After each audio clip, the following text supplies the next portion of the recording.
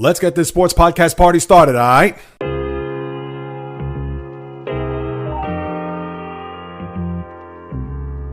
The JAYREELZ podcast.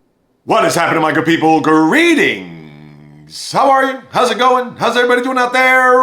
What is your latest and greatest? Hope everybody's doing well, feeling fantastic, in excellent spirits on the penultimate day of February with a new month and another year for the podcast on the horizon. You know I'm pumped up to deliver another fun-filled hour of sports talk, as this is the JAYREELZ podcast with your host, JAYREELZ. For my first timers, welcome aboard. And for those who've been banging with me going back to the very beginning, somewhere in the middle, or even as early as this past Monday, I welcome you guys and gals back. And yes, we're just a couple of days away. Quick programming note, the live stream on YouTube, which is going to be all that, a bag of chips, a 2-liter bottle of Olipop, drinkolipop.com, save 15% by using the promo code JAYREELZ, of course. And yes, I am looking forward to it, sharing it with you guys and gals. An extravaganza unlike any other, the 7th anniversary of the podcast, I should say, which kicked off March 1st, 2018. And even though it's going to be beautiful in the Northeast, it's almost going to be 60 degrees. But of course, I'll be indoors and raring to go.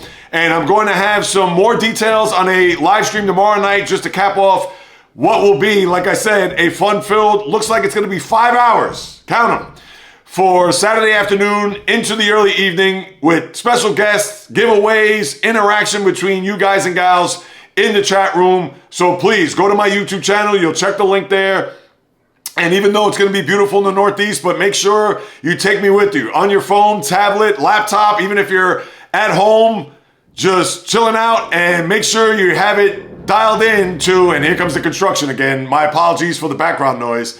But yes, even on the TV at YouTube, definitely check me out, the channel at JAYREELZ for more. And with the live stream tomorrow night, also on YouTube, I would say around 6 p.m., but definitely stay tuned on that.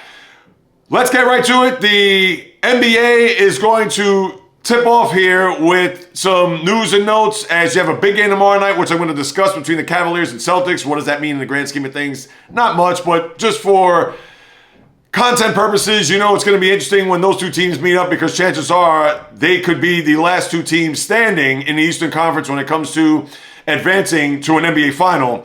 But for what took place a couple nights ago in LA with the Lakers, Luka Doncic facing his former teammates and him saying that he was glad that it was over, considering just the emotions that are tied into facing your former team, a team that I'm sure he never thought that he would ever leave, let alone be traded from. And we've talked about this over the last few weeks.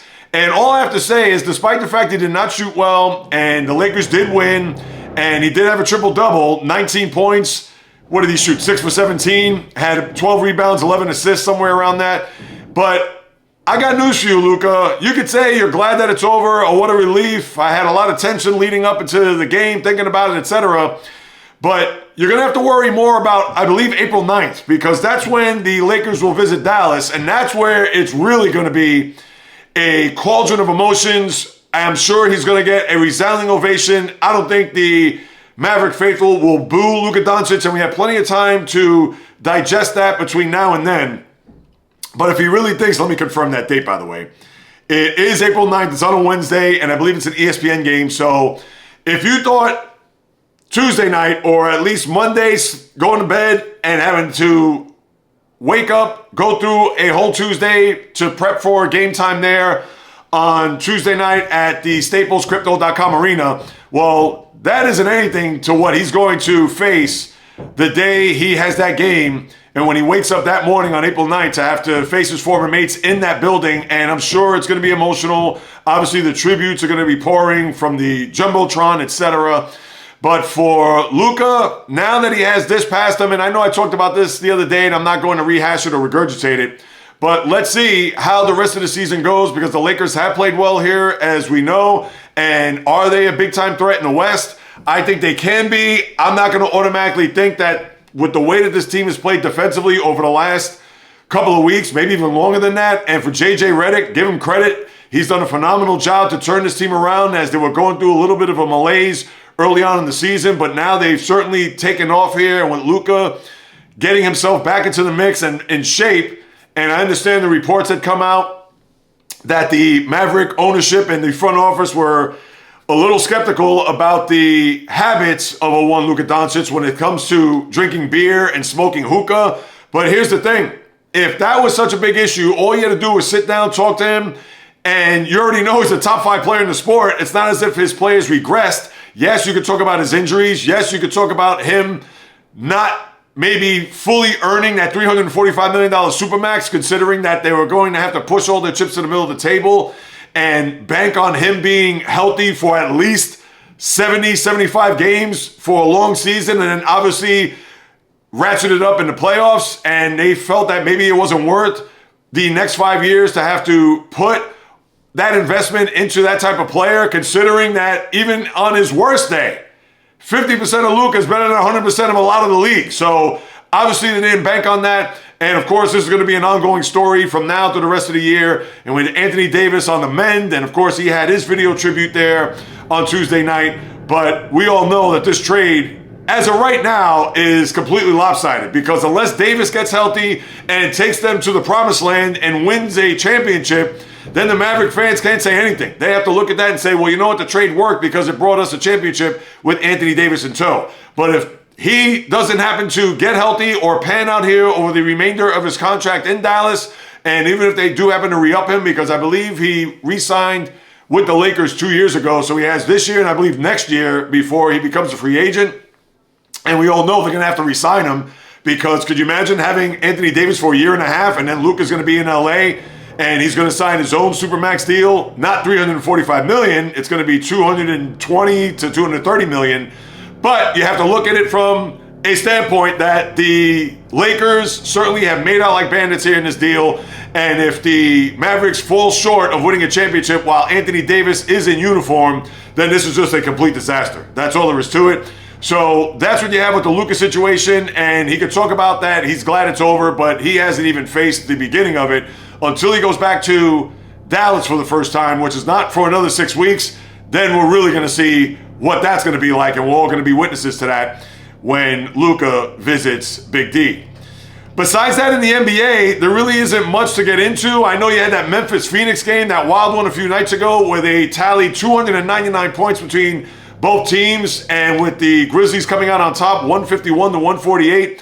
And I got to call it right now, at this very moment, because when I had my live stream yesterday, and you could go back on the YouTube channel, check it out. It was 2 hours back and forth with the people in the chat room, and it was good. We talked about a lot of different things, not only about the anniversary there on Saturday, but also talked a little Met rotation. We talked about the Warriors making the playoffs. We talked about a bunch of things, the Giants and what they're going to do with the number 3 pick.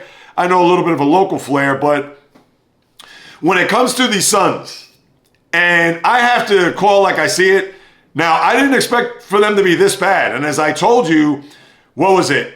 Going back to the beginning of the year in October, when we were talking about over-unders and looking at the landscape of how teams, surprises, disappointments, etc. Well, there is no ifs, ands, buts, babies about it. We can talk about how the Sixers have been a colossal disappointment, and granted that their former MVP has not been healthy, but for the Suns to literally fall flat on their face, and I get it, they may not have a ton of depth, but when you have those 3 players, and I get it, Bradley Beal's in and out of the lineup always, and Devin Booker seems to be the mainstay, and despite the fact that Kevin Durant, for the most part, has been healthy this year, for that team to be as underachieving, and then also on top of that, to bring in Mike Budenholzer, a guy who has won a championship against that franchise, which is going to be now 4 years ago, but for this team to not even be a part of this playoff mix, to be a team that is floundering the whole year. And mind you, this team got off to a 9-2 start.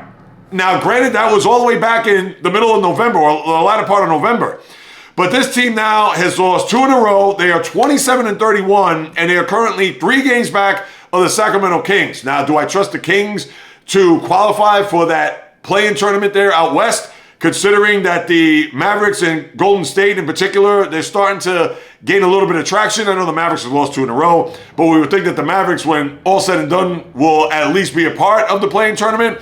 But unless Sacramento continues to nosedive here, and not to say that they're going to let up at any point, but the Suns have been, I would think, by far, a team that if you're Matt Ishbia, the owner, and I get it, the new owner syndrome, you want to show off your shiny new toy and floss and flex and all that, but you're going to have to blow this thing up. Now, I don't know if you're going to get rid of Budenholzer because I'm sure you signed him to a multi-year deal and you're paying him handsomely on top of Monty Williams, who obviously was gone a couple of years ago, which was unfair to him. Now, I understand that wasn't on Matt Ishbia, and they should have kept Monty Williams there in Phoenix.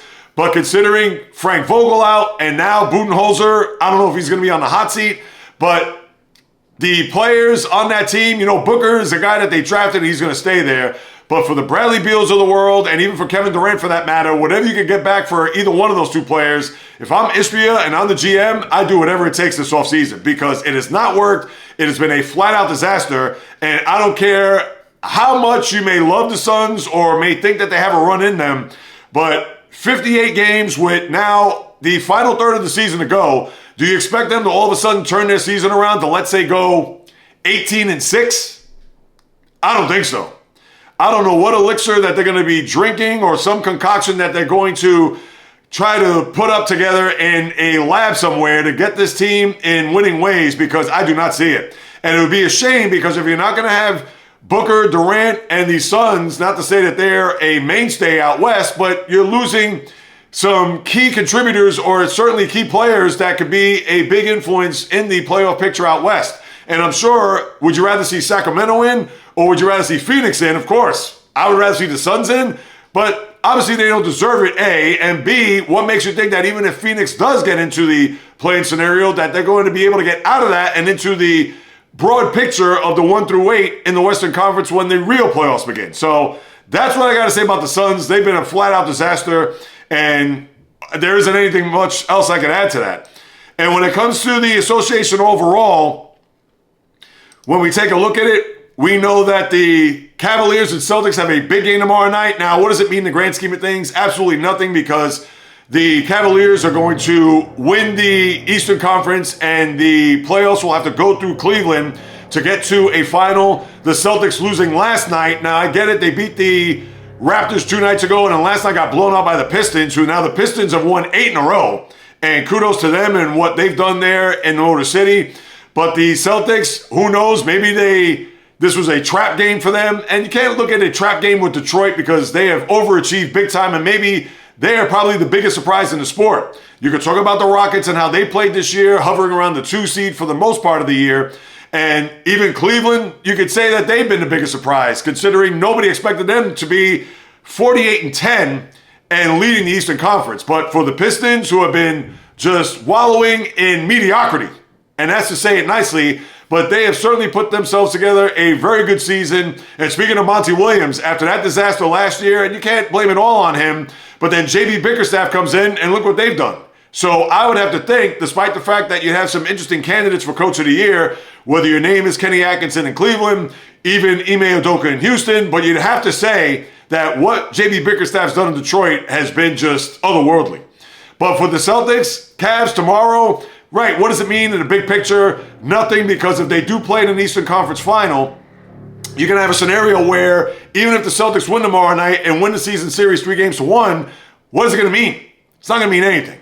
But at least for right now, it's going to put and plant seeds in the NBA fan or the big-time sports fan that if the Celtics go ahead and beat the Cavs tomorrow, they're going to think that, not to say the Cavs don't have a shot come late May into June, but a lot of people are going to think that the Celtics are going to be the favorite. Now, if Cleveland goes in there and does what they did to Boston in Game 2 of the playoffs last year, where they won by, 18, maybe even 20-something points, I forgot, then people are going to think, oh, wait a minute. Now, Cleveland certainly is going to have a legitimate shot to beat the Celtics, where if the Celtics go in there and they win a 117-107 type game, then people are going to say, all right, well, the Celtics are going to be the favorites no matter what record the Cavaliers end with at the final game of the season, and then, of course, what they do in the postseason. So that's a game still to watch. You want to look at that as a litmus test, more so for the Cavaliers than for the Celtics, because we've seen the Celtics beat them twice. They actually won that game in Boston earlier this year. Remember when the Cavaliers started off 15-0, and then just about 9 days later, that's when the Cavaliers beat the Celtics at home, and then the Celtics returned the favor there about a month ago when they beat Cleveland in Cleveland. So let's see what's going to happen here tomorrow night. I'm looking forward to it. Certainly going to be on top of that. that's probably going to be the big game of the weekend. I know Denver plays in Boston, and then you have a Saturday showcase there, which we'll talk about the schedule in a minute. But to me, that is the big game here over the next few days leading into the podcast come Monday. And then you have the Knicks, who had to sweat out a game against the Sixers there last night. But everything is pretty much status quo, as we talked about there on Monday, where you have the Knicks entrenched in the 3 spot there, 3 games behind the Celtics in the loss, 3.5. But then you have Indiana, Milwaukee, and Detroit all separated by a game. So that 4 through 6 is going to be interesting to see who could get the home court there in that 4-5 matchup. So for those 3 teams to fight it out is going to be very interesting to see. And they're all playing the same division, so you know they're going to have a couple of games at least against one another down the stretch. Then you have 7 through 10 where Orlando, Miami, Atlanta, Miami, who killed Atlanta there last night, and now have a 1-game lead, although 2 in the loss ahead of Atlanta in the conference. But you have those teams, Orlando, Miami, and Atlanta, separated by a 1.5 games, so anything could happen there. And think about this, if you're the 7-8, you want to get to that range there, because if you do play in that game and lose, at least you have the safety net to play the 9-10 as opposed to falling back to 9, where you literally have a winner-take-all game, or winner go to the next game and then a winner-take-all to get into the actual body of the postseason. And then you have the Bulls, who are in the 10th slot, who right now have a 1.5 games lead, 1 in the loss against the Brooklyn Nets, who lost a tough game last night to Oklahoma City. They actually fought tooth and nail, played 3 quarters where they had the lead going in, but then the Thunder took over in the 4th quarter and they went ahead and won. And then the Sixers, as we talked about, losing there last night, and are 2 back in the loss and 2.5 behind the Bulls there for the final seed in the East. And then out West, OKC, we know Memphis, Denver, they're both tied at 2nd and 3rd seed, but Memphis, I guess, has the tiebreaker there. Rockets, a half game ahead of the Lakers, and the Lakers, like I said, won 3 in a row and have played well. Clippers, same. You have all those teams there from 2, 3, 4, and 5, separated by 2 games. Then you have the Clippers, who are separated by 5 in the loss and 4 back behind the Lakers. But then you have that cluster of Clippers, T-Wolves, Mavericks, and Warriors, and they're all separated by a 1.5 games. You want to throw in Sacramento, where they're separated by 2 games. So the Clippers, they want to hang on to that 6th seed, and there's still, like I mentioned, another third of the season to go. But that 6th seed is important because obviously you clinch and qualify for that body of the postseason, where 7 through 10 obviously is going to be a crapshoot. And then we talked about the Suns, obviously, and forget about Portland. Although they played well and maybe they have an outside shot. They've won 3 in a row. They won in Washington. I believe they play Brooklyn tomorrow, so they're here in the Northeast Corridor. But I would think after Sacramento, maybe out of respect to Phoenix and their personnel, but right now, they are slowly but surely slipping away, as we've talked about there a couple of minutes ago. And San Antonio, sadly, they're going to be toast with no Victor Wembanyama. That's what you have with the NBA. And I do want to give props to Diana Taurasi, who has now going off into the sunset after a just brilliant career in college with the 3 championships at UConn and then 3 titles there for the Phoenix Mercury. Obviously, holding all the WNBA records for points and games. And listen, not that I've been well-versed with the WNBA.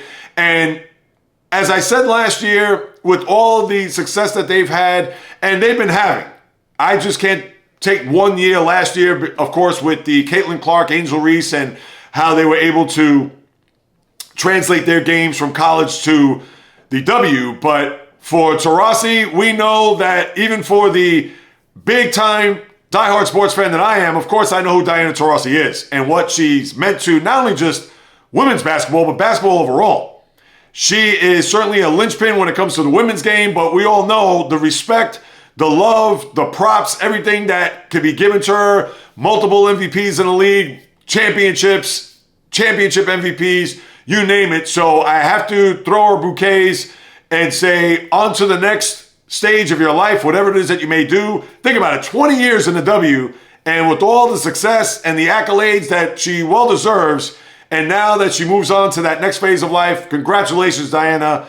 Much props to you, much props to what you've contributed and everything that you've given to the sport of basketball. Obviously, we are not worthy, so props to you, Diana, and much success to the next chapter of your life. All right, now as far as the college basketball, there really isn't much to get into. I know Florida lost to Georgia the other night where they were down by 26 and they came all the way back to take the lead, but then Georgia closed out the game with a 10-2 run to win 88-83. What does that mean in the grand scheme of things? Not much. This isn't the college football game where a loss could be damning when it comes to the committee and how they will not be picked as far as the top 12. We know that that's not going to be the case here.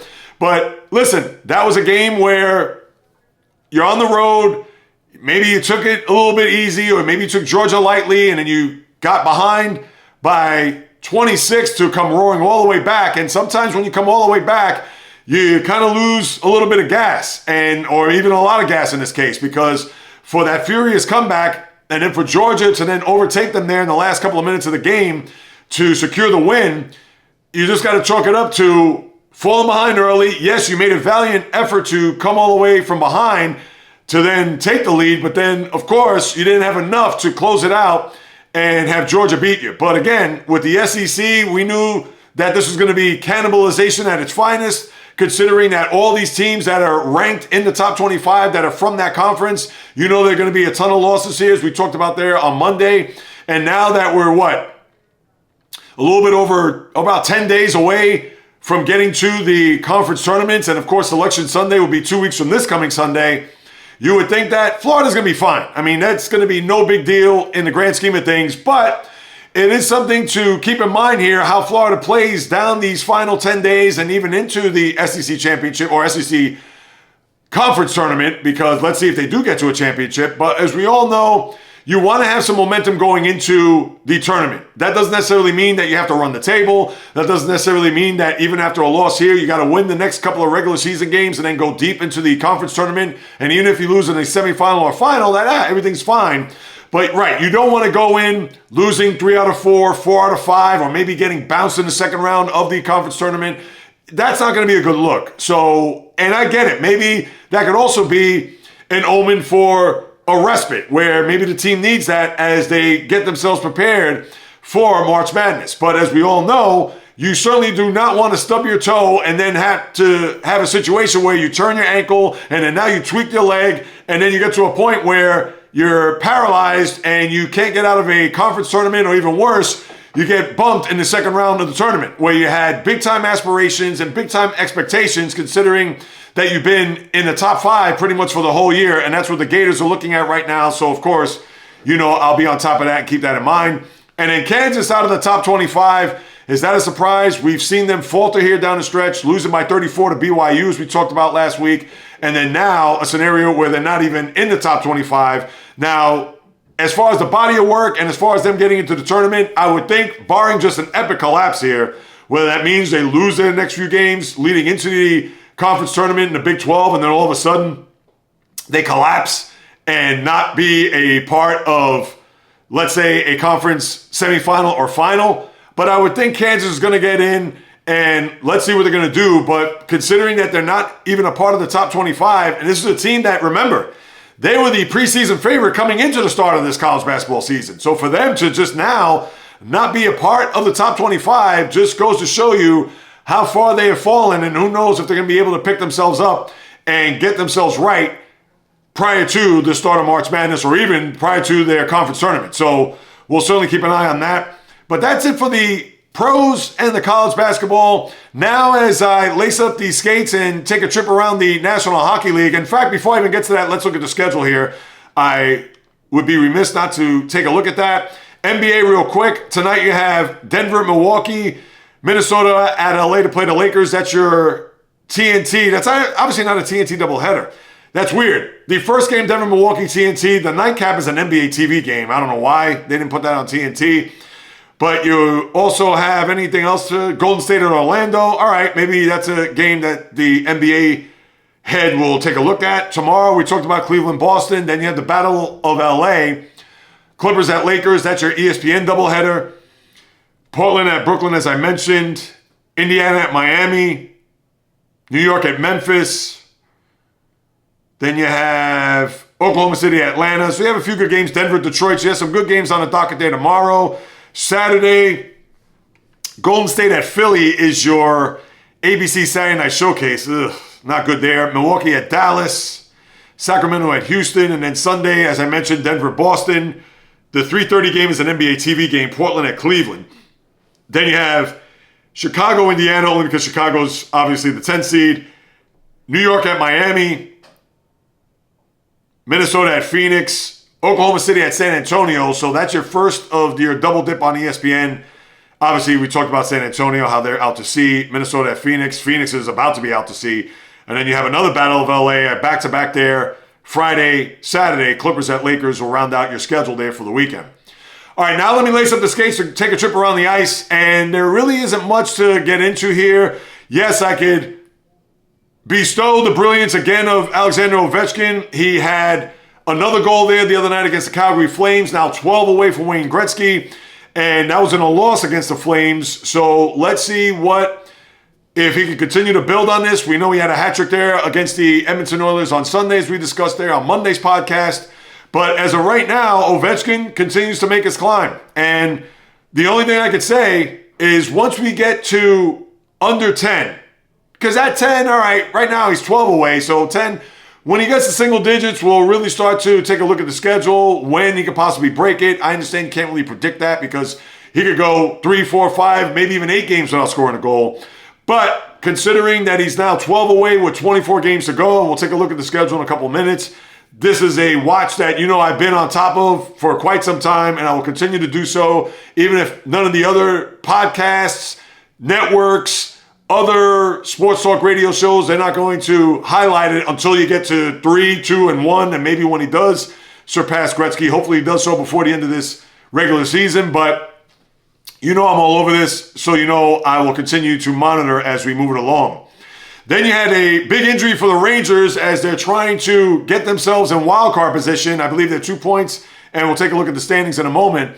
But for Adam Fox to suffer an upper body injury, now they don't know the timetable, how long he'll be out, but they do say that he could come back for the final stretch of the regular season, which obviously the Rangers are going to need him. He's a big part of that Ranger defense, as you know. So we'll certainly keep an eye on the prognosis of the Rangers defensemen as, again, they're trying to fight for their lives here, considering they got off to a very hot start and then have been just floundering over the last few months. And even though they played better or late, but let's see if they could certainly get themselves back to a point where maybe they could push for a wild card. And again, we'll review the standings there in a moment.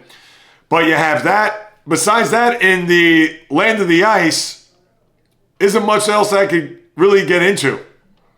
Now, one thing I will unpack here, and not that there's anything big, but it is a story that as a teenager watching him throughout the years, and of course I have to give him his just due and pay his respects, is to a one Al Trautwig. Now, I don't know if you're old enough to remember Al Trautwig. He actually did pregame, postgame, middle of the game studio work for the NHL on USA Network. That's right. They were on USA Network up until the 84-85 season, and then 85-86, that's when ESPN were able to get the broadcast rights for a long time. And as we all know, they then backed out, and then the NHL was kind of transient from Versus to, what was that? It was the Outdoor Network and all these other different networks before they got back to ESPN, TNT, etc. But Al Trautwig was a guy that I remember as a teenager, had that very distinct voice, then later on moved to more of a local here in New York scene and standpoint, where he did a lot of the MSG network at the Garden, Rangers, Knicks, and when the Yankees were on the MSG network there back in the 90s. And even though he had some very dry humor at times, which I wasn't really crazy about, but his presence and obviously his voice, you could hear it a mile away and know who he is. And for everything that I've read here in the past couple of days, had just nothing but tremendous things to say about him, whether it's guys who are trying to get themselves and their feet wet in the business and him just trying to tell them to calm down and remain cool and take a deep breath, and pretty much giving him a helping hand for a veteran like Trautwig was. And to think that he passed away, I don't know if this was sudden, and I don't know if this was something that was on anybody's radar. Certainly wasn't on mine when I found out that I believe on Tuesday that he passed away from cancer at the age of 68. Just just sad news. And it seems like so many people, even Gene Hackman last night or yesterday afternoon as that report came out, the just all-time actor that he has been, a ton of great movies that Hackman had been a part of, and even the singer Roberta Flack, to kind of get a little nostalgic as a boy. My mom played her 45s when I was literally 4, 5, 6 years old, and being a part of my childhood, listening to her music as well as many other artists, especially in that time, that generation, the Stevie Wonders and even the Sly and the Family Stones, who I truly love. And if you haven't watched on Hulu, watch that documentary, Sly Lives. It was excellent and one of my favorite artists, even as a boy. I digress, but for Trautwig, watching him as a teenager on those broadcasts there for USA Network, and then all those years there at MSG Network, and him doing a lot of work, of course, with the Olympics as well, passing away at the age of 68. Thoughts, prayers, condolences go out to the Trautwig family, to MSG Network, and for all the people that he touched throughout the years. Just another loss here, and just sad to report about the death of a broadcaster, an announcer, host, etc. He wore all the hats and did them very well. Al Trautwig passing away at 68. Now, as far as the standings are concerned, we'll take a look at that. We know that Maple Leafs, Panthers, Lightning are your top three there in the Atlantic. And, of course, the Lightning have played well. And they'll play the Panthers here this coming weekend. And, of course, the schedule I'll be on top of in a moment. But you have that where the Capitals, Hurricanes, and Devils, we know that the Capitals certainly have a big cushion there in the, not only just in the division, but, of course, in the conference overalls. They're 10 points ahead of the Maple Leafs for the number one seed in the East. Then you have the Red Wings and Blue Jackets still separated by 2 points. As a matter of fact, you had the Ottawa Senators, if you recall. They actually had the 2 seed, but they have been in a free fall, losing 5 in a row. And now the Blue Jackets, and that's a good story, because the Blue Jackets, with all of the pain and heartache, losing Johnny Gaudreau last summer in that bike accident there in South Jersey, and I'm sure that it's been tough sledding for them throughout the whole year. And of course, they've been mired in the middle of the pack there, trying to get themselves to a point where they could qualify for the postseason. And right now, although the slimmest of margins, they do have a 2-point lead over the Rangers, who I talked about fighting it out. And think about this. You want to talk about a logjam? Rangers, Senators, Bruins, all with 62 points. And then the Canadians, Flyers with 59, and you have the Islanders after that. So I'm not going to go as far back as the Islanders because they're 7 points behind, and now they've lost 4 in a row. Who knows what's going to happen with Patrick Roy? And who knows even with Lou Lamoriello? Is it going to be a situation where he gets fired or they mutually part ways? Because it has not worked out there. It started off great with Barry Trotz, the former coach, who took them to back-to-back conference finals. But since then, it has not been good. But anyway, I don't want to talk about the Islanders, but with the Rangers, Senators, Bruins, just 2 points behind the Blue Jackets, and obviously 4 points behind the Red Wings. And then you have a big matchup on Saturday, the outdoor series in Ohio at the place where the Ohio State University, the national champion of college football, Buckeyes, where they play. You're going to have the Red Wings and the Blue Jackets. Now, I don't know what type of rating you'll get or if anybody's going to be gravitating toward that, but you would think outdoor game, teams that are battling it out for wild card, as the Red Wings literally 2 points ahead of them. So who knows where the standings will lie come Saturday. I'm sure they're going to have Detroit and Columbus will have a game before that game. And if that's going to be the case, it'll probably be tonight. I don't think they're going to have a back-to-back. So we'll look at the schedule in a moment. But for an outdoor game, I believe it's on ESPN, ABC. So you definitely want to check that out. And I think that's probably going to be the lead-in, if I'm not mistaken, unless the game's on ESPN. That would be a good lead-in into the Golden State-Philadelphia game, which is going to be on ABC Saturday night. But then in the West, you have Winnipeg, who has the most points in the sport, as we know, and they have a big cushion not only on Dallas in the division, but also on Vegas for the 1 seed, similar to what we talked about with the Capitals. Then you have Dallas, Minnesota, second and third in the Central, separated by 4 points there between the Stars and Wild. And in the Pacific, you have Vegas and Edmonton separated by 2 points, and then the Kings separated by 2 points between Edmonton, and then 4 points with Vegas for first place. And Edmonton has not played well here as they've been sputtering. They lost coming out of the break, they lost in Philadelphia, lost in Washington, they lost in Tampa there Tuesday. And then tonight, the Oilers in another Stanley Cup rematch will play the Panthers down in Sunrise. And even though tonight, ESPN Plus, they have all those games that they're going to show, what is the one game that they're going to broadcast on ESPN Plus and Hulu? Flyers, Penguins. Seriously? You need to put Edmonton and Florida there. Florida, as we all know, playing well, and the defending champs going up against the team that can come back from an 0-3 deficit to play in a Game 7 in that building tonight, and they're not even going to show it on any type of network, whether it's ESPN, Hulu, NHL Network, none of it. And I don't care what Gary Bettman could say as far as all the ratings and the league has done well, and they have, I'll give them credit, but it isn't anything close to where, obviously, well, the NFL is untouchable, as we know, but it's not, and the NBA has been bad too with their ratings, as we know.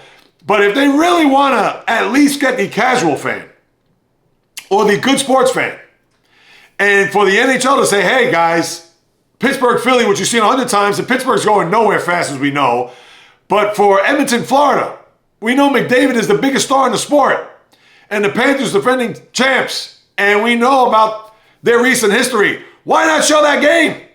The game in Edmonton was on NHL Network, as we know, but again, NHL Network, you got to find the game on whatever cable or whatever streaming platform that you have, and who knows what the streaming platforms, if you even have NHL Network. So yeah, I don't care what Gary Bettman and the powers that be say, that game has to be broadcast for everyone to see, and obviously it's not. So unless you have the NHL Center Ice package, you're going to have to then suck it up and watch highlights because, again, terrible job there by the NHL not broadcasting that game instead of Flyers, Penguins, really?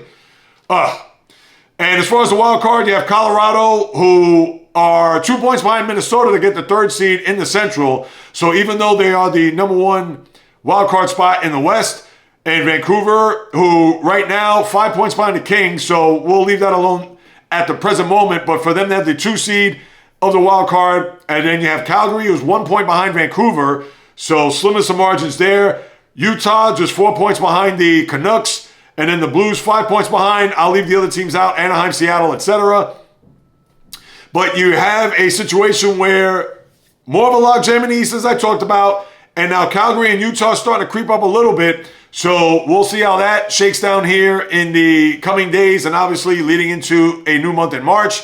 And as far as your schedule here over the next few days, tonight, Columbus at Detroit. So you have a home and home right off the bat. And I get it. Look at this. As I'm checking the website here, ESPN Plus, all the games are on ESPN Plus except for Edmonton, Florida. Now, does that mean in Canada that they have exclusive rights to the game? Because that is not an ESPN Plus game. It's not on TNT.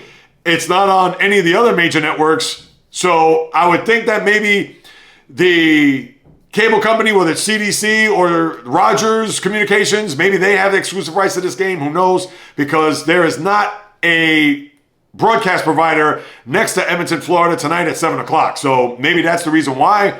Who knows? But Columbus, Detroit, home and home. I love it.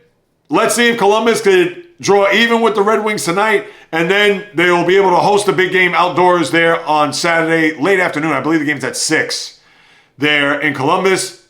Like I mentioned, Edmonton, Florida, St. Louis at Washington, so we'll see with the great 8 and how he does. Islanders at Boston, Minnesota at Utah. Those are like the big games. Calgary at Tampa, and Tampa's won 6 in a row, so you got to keep an eye on them. Tomorrow, you got Maple Leafs at the Garden against the Rangers. Kings at Dallas. Minnesota, Colorado. So you have some good games there. Let's see if Colorado can inch closer to the Wild there in the division, as we've talked about. So that's a big game there in the Central. Saturday, Tampa at Washington. Calgary at Florida. Calgary's at Tampa tonight, I believe, right? If I missed that, yes, Calgary at Tampa tonight. Then you have Jersey at Utah, Edmonton at Carolina, Boston at Pittsburgh. That is your ABC 3 o'clock game. And then Detroit at Columbus is an ESPN 6 o'clock, because I guess they're showing Boston, Pittsburgh at 3 and then the basketball game at night. And then Sunday, Toronto at Pittsburgh, Boston at Minnesota, Calgary at Carolina, Jersey at Vegas, Calgary at Carolina, St. Louis at Dallas, Nashville at the Rangers, no biggie there. That is your NHL to round out the schedule on the ice.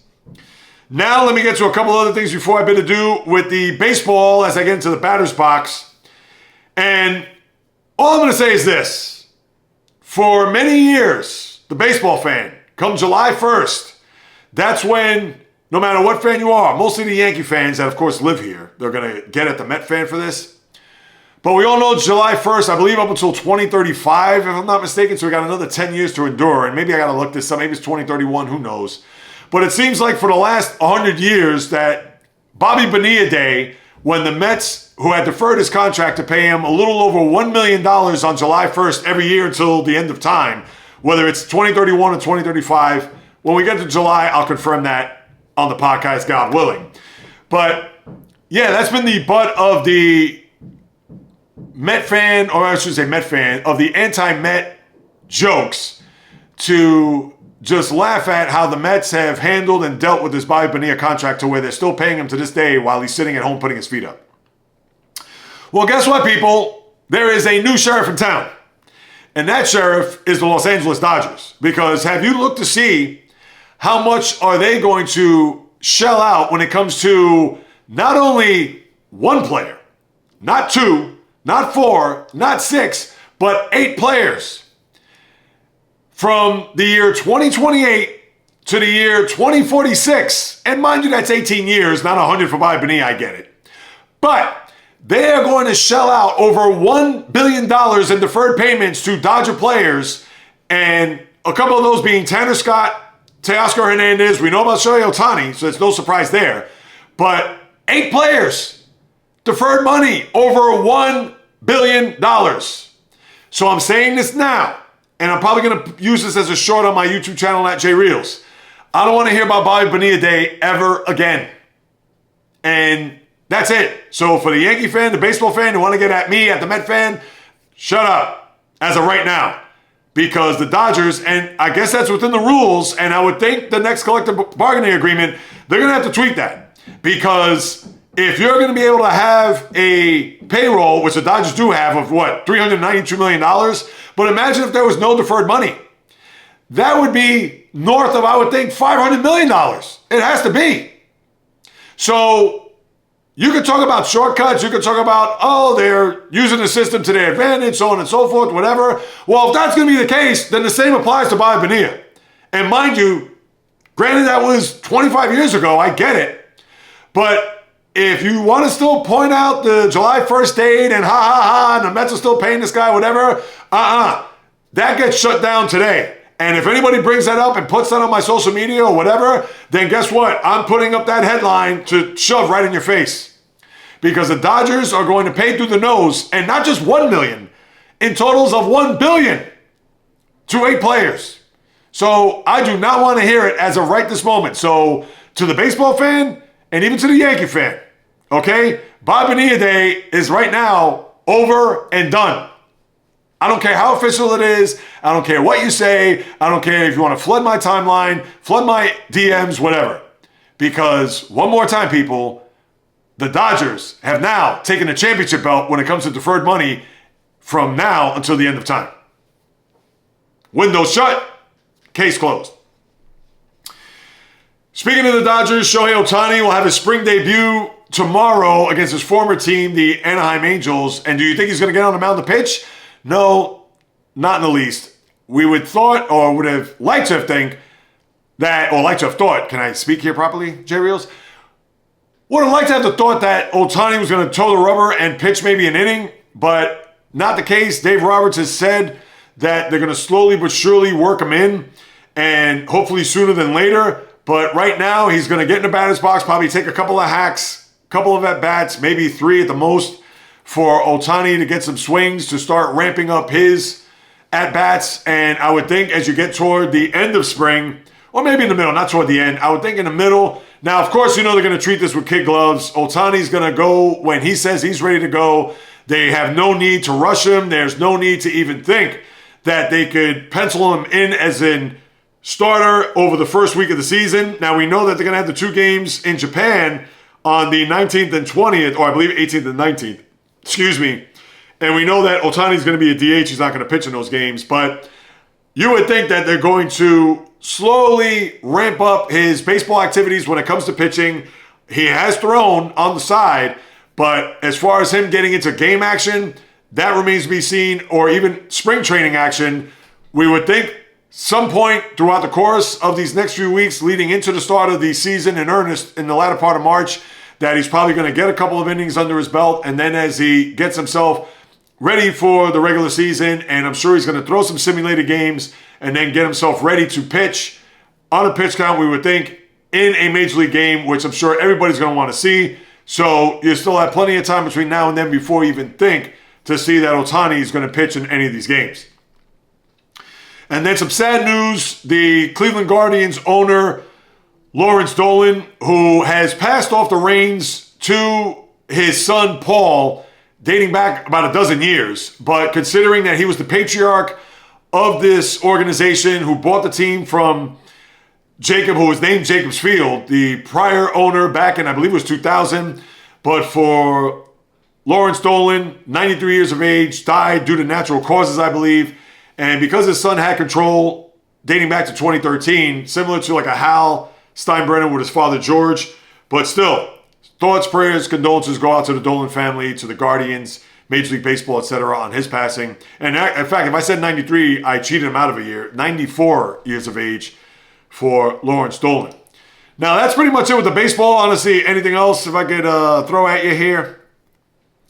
I mean, Altuve is going to start in left field in these games. I mean, really? Am I going to talk about that right now? Bryce Harper getting hit by a pitch, exits, and expects to be okay. And Arenado says a trip to face the Yanks, as St. Louis is going to play the Yankees, I believe. Is that a showcase? He says it's not. So, all right, that's what you have there. And then, lastly, is there anything else to get into? Of course, the Shield, the National Football League, as I put on the helmet and shoulder pads. Few quickies. Is the Tush Push on its way out? Fingers crossed, I hope.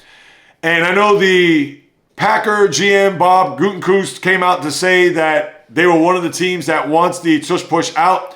Now, I understand they were a team, the Packers, that had lost to the Eagles twice to start the year in Brazil, and then, of course, that ended the year in Philadelphia in the wild card round. But really, the bigger picture is that, is this the beginning of the end? Quite possibly. I can't say for sure. You know my stance on this. I hope they get rid of this altogether. It's a play that is just awful. It's a rugby scrum. It's something that is unappealing and is more advantageous to the offensive side of the ball than it is for the defense, and for this reason only. When you have a tight end or a lineman, running back, etc., two guys behind you that, with their offensive line as big and probably the best ranked offensive line in the league as it is, for them to now have a tight end, Dallas Goedert, or if you have Saquon or anybody else, to be able to push Jalen Hurts through the scrum, through the pile, etc., I mean, that's a slam dunk. That's why the play works 99% of the time. And you're not going to have that advantage on the defensive side, because let's say if you lined up with the 4 defensive linemen, and then let's say you have the 3 linebackers, and maybe you had a 4th one for that matter, or a 5th defensive lineman, and you have the 3 linebackers. That's like having these safeties pushing the linebackers for the linebackers to push the defensive linemen into the pile, in toward the line of scrimmage to try to stop this play. That's the only way you're going to do it. When you have 2 guys with the 1 guy and then another offensive lineman, that's in essence 4 or 5 bodies pushing 1 or 2 bodies. It's the law of averages. So you would only have to think that if you had safety, linebacker, defensive line, and then you have to figure out, now granted they dive left, but you never know, maybe they dive right, or maybe this is where they'll audible and have an option play, or whatever it may be. So this is why they got to get rid of it, especially with plays at the line of scrimmage where you're going to have players that are going to be lined up behind the quarterback. That's where they can ban it. Now, if there's a situation where, let's say it's a 3rd and 7, and then there's a screen pass, and the defense starts to converge, and let's say they stop them 5 yards, but then now you have the lineman and the quarterback, because generally at that point, if you have 1 guy, maybe a 2nd guy coming to wrap up the receiver or the running back who's possessing the ball, if you have a couple guys that are ready to wrap up that player and to stop them short of the first down marker, but then let's say you have the running back or the receiver or the lineman to push the pile, then that is permissible. But when the offensive players are behind the quarterback and behind the line of scrimmage, where you're going to set up for a 3rd and 1, 4th and 1, 4th and goal at the 1, that's where the play has to be banned.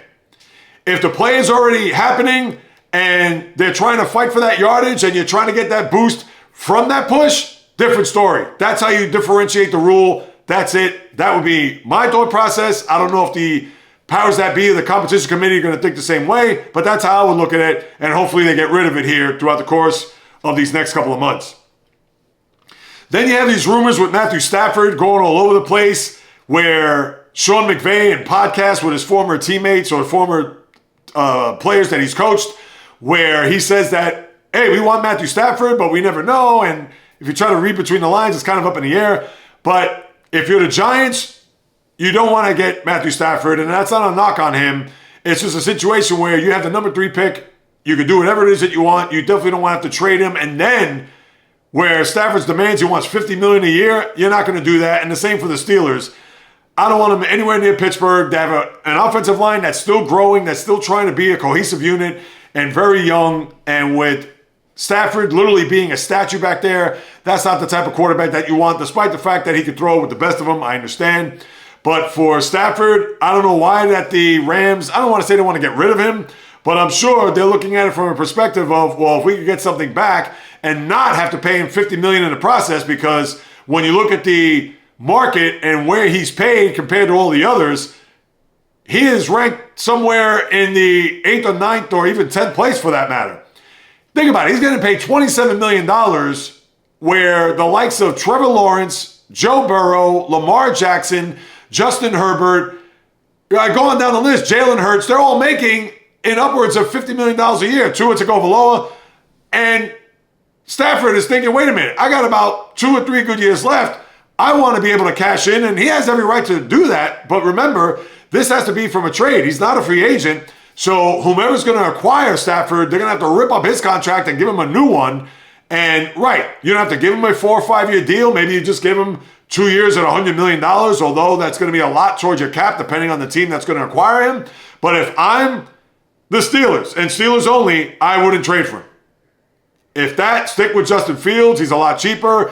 Bring in a backup. He's younger. Russell Wilson, thank you, but no thanks. And away we go. And that's what you have there with Stafford. And then lastly, I know the Bengals, they said that they want to keep their 3 big guns there. Joe Burrow, which obviously he's not going anywhere. T. Higgins, who is going to be a free agent. And even Jamar Chase, their uber-talented wide receiver. How they said that they're going to make him the highest non-paid quarterback in the league. Well, here's the interesting thing, and this is just typical Bengals, how cheap they are. They had an opportunity to secure him last year, and they probably could have secured him, not going to say on the cheap, but they could have left some wiggle room to at least maybe sign Higgins, despite the fact that what they've said here just a few weeks ago, but they could have signed him to maybe a deal that was 4 years, $100 million or a smidge over 100, where yes, he's going to get a ton with the signing bonus, but now they're going to have to pay him more than what Tyreek Hill got paid, that 4-year, $120 million deal when he first signed with the Dolphins. He's probably going to get somewhere 4 for 135. And guaranteed, you're talking about 90, maybe even $100 million. Because Justin Jefferson, didn't he get a boatload of money when he signed his deal? And I believe that was 4 for 118, but he got an enormous amount of guaranteed money. So that's all you got to look at there. The Bengals, who tried to hold out hope and knew that they had a player that is worthy of being a first-team all-NFL player annually. And last year, I believe he got the triple crown of receptions, yards, and touchdowns. And now they have no choice but to pay through the nose, and then who knows what's going to be left for T. Higgins, despite the fact that they said that they want to make sure that they get all 3 back on the team for next year. Good luck with that, Mike Brown and company. And listen, I'm sure they're going to be able to do it, but that means you're not going to have much for anybody else if that's the case. Whether that means Trey Hendrickson, who also wants more money, and whomever else. I know Geronimo Pratt wants out. So the Bengals certainly got their work cut out for them, and obviously a big-time payday is aligned for number 1 in your scorecard, and I'm sure number 1 in their hearts in Cincinnati. him being Jamar Chase. That'll do it, my good people. That's all I got for a podcast that we have here. And again, Saturday, tomorrow, let's go start there. Tomorrow, live stream on my YouTube channel at JAYREELZ to pretty much dot the I's, cross the T's, and put a little ribbon on what to expect there for the anniversary, 7th anniversary of the podcast, and for the live stream that I'm going to have on YouTube. Come one, come all. Tell your family, friends, foes, frenemies. It's going to be a good time. Yesterday was a great time in the chat. And in fact, it's on my YouTube channel. If you want to go back and listen to it, it was fun. It was great. And please come on board. Not only will I have guests, there's going to be giveaways. I'll interact with you guys. I'll post your comments in the room on the live stream itself, so you're going to miss out. And I understand it's a Saturday, you may be running around, but so what? Just put me on your phone, on your tablet, take me with you wherever you go, on a brunch date, early dinner date, doesn't matter. But I will confirm the time tomorrow. Right now, I do have a window because I have secured a spot, but I want to make sure that tomorrow night, that's where you have to tune into my live stream and also all my social media. And of course, I'll plug it on all my socials as well. But for sure, Saturday, I'll say early to mid-afternoon into the early evening. That is your time frame, but I'll confirm that tomorrow night on the live stream, so you don't want to miss out on that. And of course, thank you so much for stopping by, carving out precious time out of your day to listen to what it is I have to say about what goes on in the world of sports. If you haven't done so, subscribe, rate, review, throw me a few stars, write a review, Apple, Spotify, the YouTube channel at JAYREELZ. It goes a long way, increasing the visibility as you well know, an independent, full-time content creator, podcaster, trying to blaze a path and a trail in this space and earn a living, which, you know, I'm scuffling a little bit, but yours truly is hanging in. I'm not going anywhere as long as I'm alive and breathing. I'm putting forth these 2 podcasts a week and live streams and everything else that you could ever imagine when it comes to what it is that I love to do, people. And you know I love to do it with nothing but passion, fire, energy, fury, which I'll get to in a second. But with that being said, if you want to hit me up with a question, comment, suggestion, you can do so on any of my socials, Instagram, TikTok, Facebook, the JAYREELZ podcast, or JAYREELZ on Instagram. Twitter, JAYREELZ1, just the number, and the email is the JAYREELZpodcast@gmail.com. I'll be more than happy to follow up with you guys and gals, as you all know, because one more time, whether you do or do not know, this is what I love to do. As I say each and every time, it's in the blood, it's in the DNA, as I like to say, talking sports since birth. Built to do this. This is what the good Lord had blessed me with, all this crazy knowledge, and to be the sports savant that I am. To sit in front of this microphone and this camera, to spew my thoughts, opinions, critiques, praise, knowledge, everything that has to do with what goes on the world of the diamond, ice, gridiron, hardwood, golf course, racetrack, tennis court, boxing ring, octagon, you name it. From my lips to your ears, from my heart to your soul, from where I am to wherever you are, the JAYREELZ podcast always comes correct, direct, and in full effect. From the South Bronx, the South Beach, the South Central, the South Pacific, and all points beyond, peace, love, and God bless everybody. Until the live stream tomorrow night, 6 o'clock, definitely tune in. I sincerely appreciate it. Until then, and until next time on the JAYREELZ podcast, on the flip, baby.